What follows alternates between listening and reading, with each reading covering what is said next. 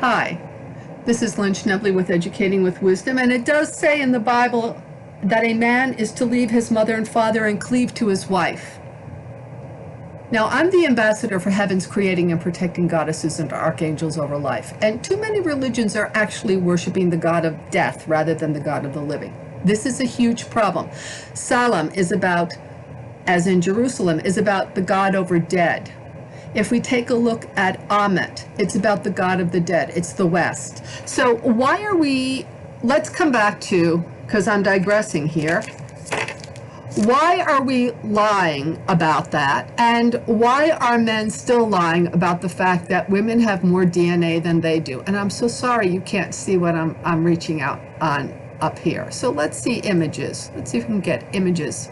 Women have about 35% more, about 3.5% more DNA than men. Seriously, folks. 3.5 to 3.7% more DNA. Here is the Y chromosome, here's the X chromosome. Here is the Y chromosome, there's the X chromosome. We're talking about the female versus the male. Now let's go in and take a look at that Genesis picture, because it's actually quite androgynous in what it's saying. And because men wrote this, like, this is the field. It's Shada, could be plant, could be field.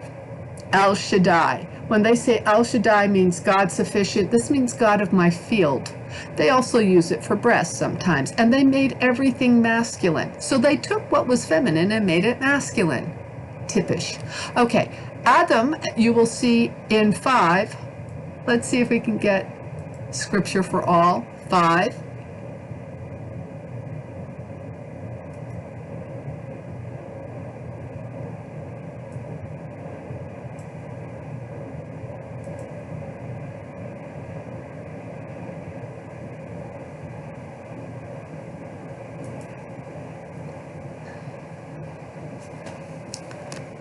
And in the book of Adam, which is both male and female, by the way, when they're separated, there's still Adam. And this is the scroll of the genealogy. This is from Sefer, which is scroll. From the genealogy of Adam in days created of Elohim Adam. In likeness of Elohim, he made him, sign him. He made as a sign of him. Oh, God made as a sign of him. All right, male and female, he, remember, everything that has a little bit, this is Elohim is actually feminine, Allah is feminine, Im is plural. Every time you have a little bit of masculinity onto something, they immediately make it masculine instead of saying, oh, this is really mixed. Okay, but they tell you, here it is, the female stem. So male and female, he created them, and he is blessing, sign them, and he is calling, sign, name of them, Adam, in day to be created of them. So what did he call us? He didn't call us men. We're all called Adam. A man is not called Adam, and a woman is not called Eve. Women may be the mother of all living, or at least that's what they're saying, but it doesn't matter, because God, what God calls you is what matters. So we're Adam, okay? And then we're Ish and we're Isha. Now, if we come back to Genesis 2, it says, after they are created, and it talks about where he's coming from. God, because women have more DNA, the original androgynous person was obviously the one who had more DNA. And Elohim, this is a feminine noun, and this is feminine with some masculine, and he is building, which should really probably say, and she is building Elohim, sign, this is sign, the angular, and it's plural. Here we go. And he is taking one from angular organs of him. So, oh, this is great. Here we go. And he is taking one from angular organs, or he is taking one from the sides of him, and he is closing flesh under her. He's closing and he is building Yahweh Elohim, the organ which he took from the human 2 women. So wait a minute. If there were 2 from the angular organs of him, he leaves 1 angular organ left, living thing, and takes the other one, then, and so what did he leave, a gaping hole in the man? I don't think so. But anyway, how come they didn't close him up? I guess they just left him running around. So, I mean, this is, so here it is. He took 1 from the angular organs of him, meaning there was more than 1 organ, and he's closing flesh under her, and he is building Yahweh Elohim, sign, the organ. This is Tesla. It actually means remnant or vestibule. It doesn't mean angular organ. It does not mean rib. No. It actually means more like a chamber, a vestibule. It's not a rib. So there were 2 organs, 2 living organs that were attached together, and then from those organs, God separates them. The one is called Ish for the male, and the other is called Isha, which he took from the human. Then it says 2, this is Al. This is God the human. Gets more interesting. Al the human. This is not 2. 2 would just be El. You wouldn't have an Al here. And he's bringing her to God the human, because she's also God the human in this whole thing. And this is where it gets really interesting.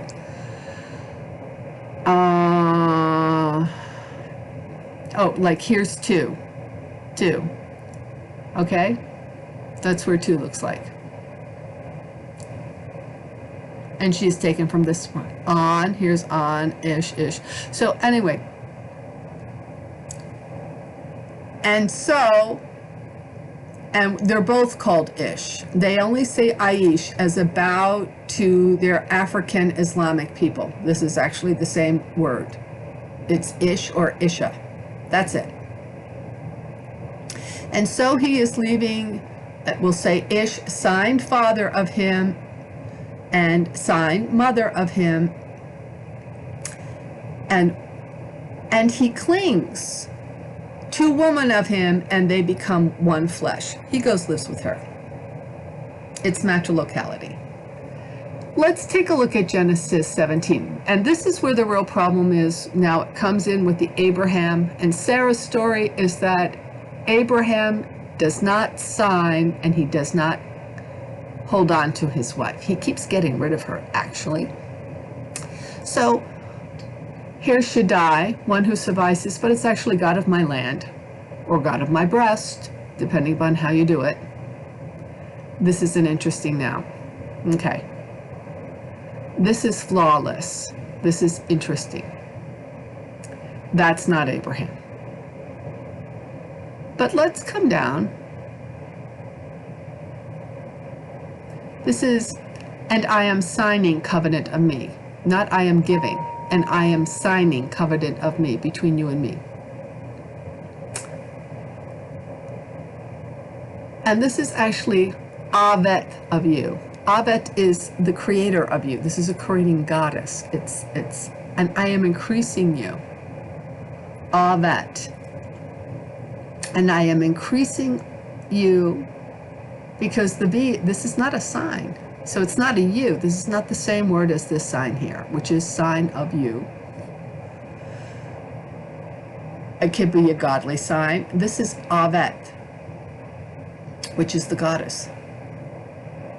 And I am giving covenant of me between me and you, and I am increasing the delivering goddess of you, and it's in exceedingly.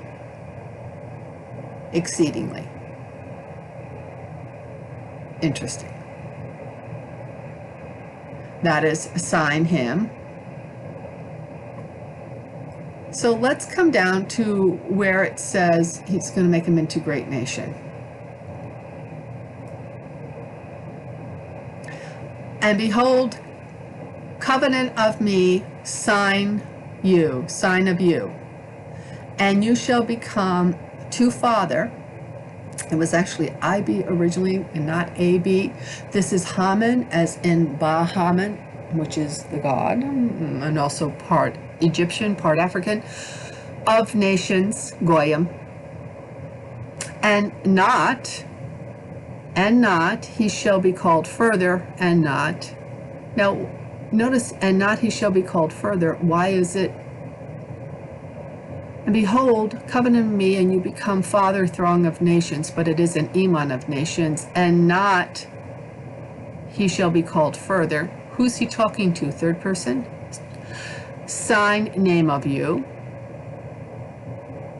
Not your name shall be called further. No, not your sign shall be called further. See, there's a problem here. Abram, it was actually Abram.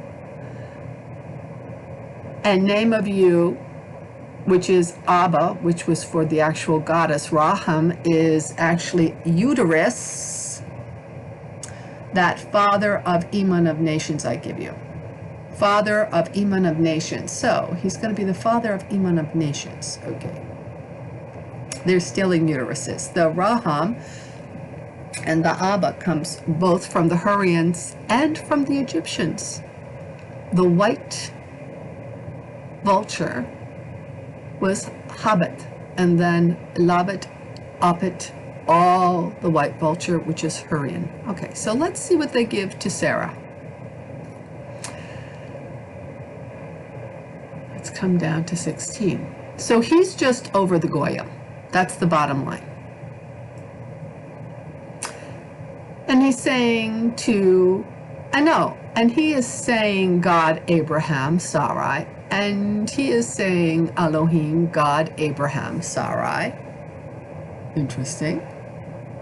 Woman of you, not you shall call, sign, name of her, Sarai, that Sarah, name of her.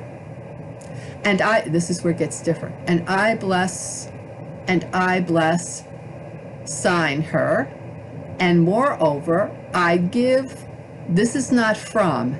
Mim is not from.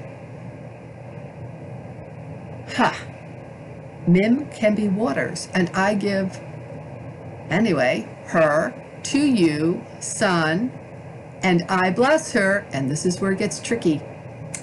And she becomes to Goyim, to the nations. Remember, he's over the nations, and he becomes the nation. She gives to the nations, and she becomes to nations my king. Peoples from her they shall become.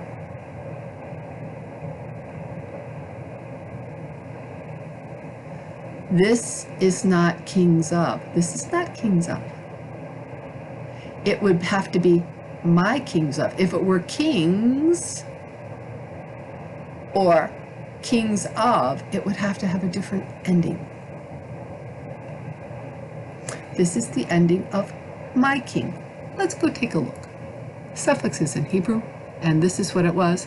This is my horse. Here's horse. And when you put the I on it, it is my horse.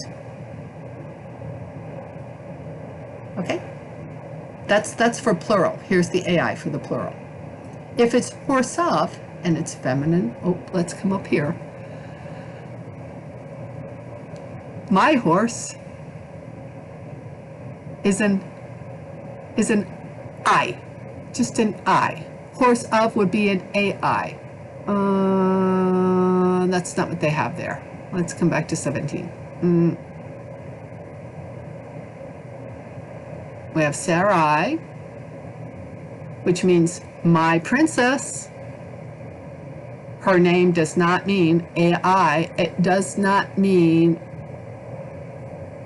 princess is my. It means my princess. He may not call her my princess. Her name is Princess. She stands on her own. She's not his. That becomes more interesting. He can't own her. So this is my king, peoples, her, they become. What is in Hebrew? Because up there, they're just Goyim under him. We do not become God's people. My king peoples they become. We do not become God's people until Sarah. And this is not Isaac. Isaac gets a different deal. I bless her and she becomes. She gives him a son, but the blessings that she gets are not about what Isaac gets. What does Isaac get? The covenant is with Isaac. There's a certain covenant that goes with Isaac besides the land. He is the example of what you are to behave like. Okay, let's come in here and see what MM is. Let's see if I can find MM. MM in Hebrew means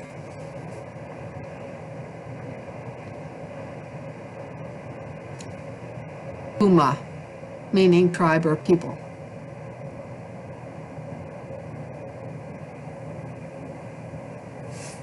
Comes from mother, by the way. That would be MM. No, MM does not mean from. M means from. Just M.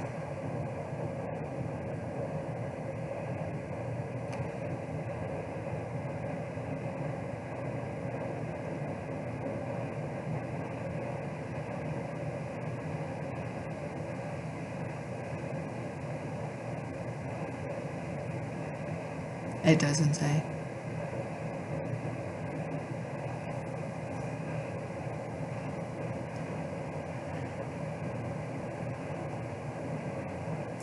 That's what it is.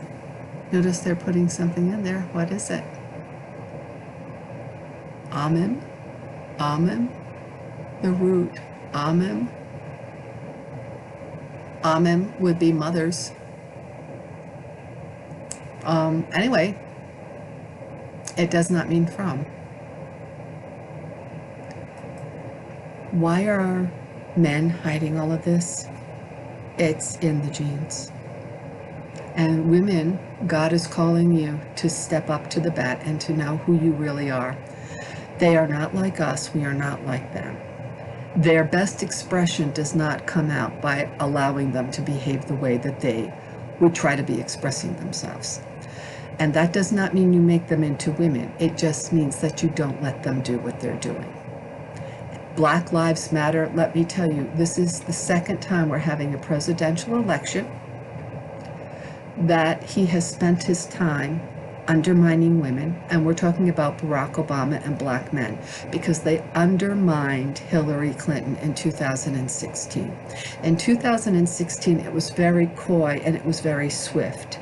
It was having the LGBT community infiltrate into her coalition and dropping her males left and right. They were the ones that let it come out. By the way, the Vatican was a part of that as well. Cain was a Catholic, and he would have absolved the Catholic Church from a lot of things. The same is true of the president running today, the gentleman running today. He's Catholic, but he absolves all kinds of sexual sin as well. And then there is Miss Harris, and she would not prosecute the Catholic clergy that there was evidence against sexual abuse. So I've got a bunch of people that are right there for gay men which is Catholic men, clergy, you name it, and they're all wound up together. And again, it's about black men. Or about black people. So in 2016, it became about Meghan Markle coming up because she was blackmailed to go into Prince Harry. And then it was about, the Native Americans involved, the African Americans involved with the Apollo project, which was an all made up story. Okay, even the Apollo project story is made up all by itself, but that story is also made up by itself. Okay. Then we have everything about the Obamas coming out and how great the Obamas were. The books coming out with the Obamas, but all the books are against Hillary Clinton. But the Obamas look great. Let me tell you something. I was a whistleblower that with the Obamas are not great. And so what happened is that the Russians were meddling in some way, but Obama, Black Lives Matter, the LGBTQ, especially the men, and the Vatican were doing so much more. I mean, if you take a look at what the Russians were doing this much, and the rest of them were doing that much. I mean, the Russians weren't even, and they're not even in the universe. And what they did was such positive propaganda for themselves that it offset her. And then they downloaded her emails and sent them out because they had access to it. Sarah Latham was in President Clinton's office with Monica Lewinsky, who was a psych major, by the way, Mossad. Why would a psych major who had an affair with an older man, adultery with an older man, why would a psych major be an intern with the President of the United States? I mean, she's not a public policy, she's not a poli-sci, she's not any of these things. And then the Mossad gets the information. And when she left, she didn't go on and do all these things or go into law or anything like that. She went on and got a degree in psychology.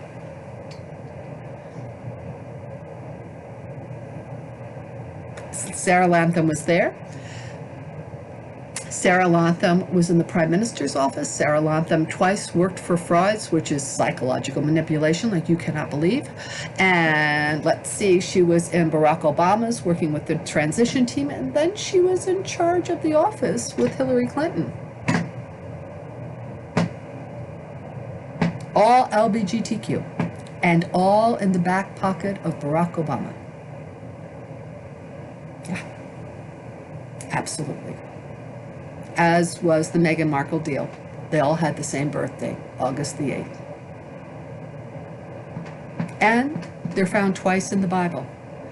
They're in Daniel, and they're the first and the second beast, and they spell it out perfectly, and so does Nostradamus. So there you go. So here we go. I'm going to say goodbye for now. And I am going to claim Sarah's position. Now,